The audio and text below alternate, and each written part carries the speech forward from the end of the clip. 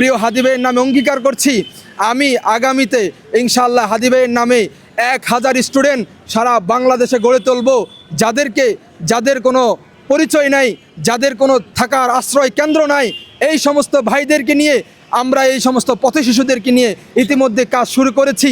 ইনশাআল্লাহ আমরা করে যাব।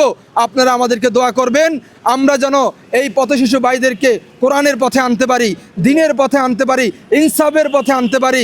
তাদেরকে আমরা পরিপূর্ণভাবে এই দেশের মানুষের মাঝে একটি স্বপ্ন তাদেরকে গড়ে তুলতে চাই। এই যারা আজ যাদের কোনো জন্মের পরিচয় নাই, এই ভাইদেরকে আমরা যেন একটা ইনসাফ, একজন ন্যায়ভিত্তিক ইনসাফ পরিচালনা করার জন্য একটি মানুষ হিসেবে তাদেরকে তৈরি করতে পারি।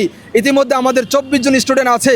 আমরা সব সময় প্রতিদিন রাত্রে, সপ্তাহে 2 দিন আমরা রাত্রে গিয়ে এই সমস্ত ভাইদের কাছে যাই।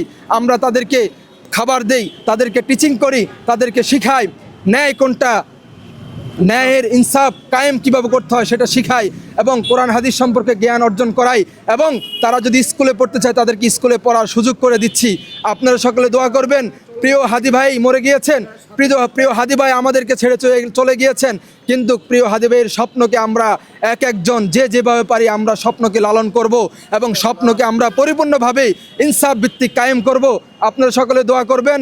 প্রিয় হাদি ভাইয়ের যে একটি স্বপ্ন ছিল, যে পথচারী পথশিশু অসহায় যারা এভাবেই আমাদের রাজধানীতে আমরা দেখি যে অসহায় মানুষগুলো শুয়ে আছে রাস্তায়, তাদের খাবার নাই, তাদের পোশাক নাই, তাদের সঠিক একজন সেবক হলেই তারা ইনশাআল্লাহ আগামী দিনে হাদি হওয়া সম্ভব।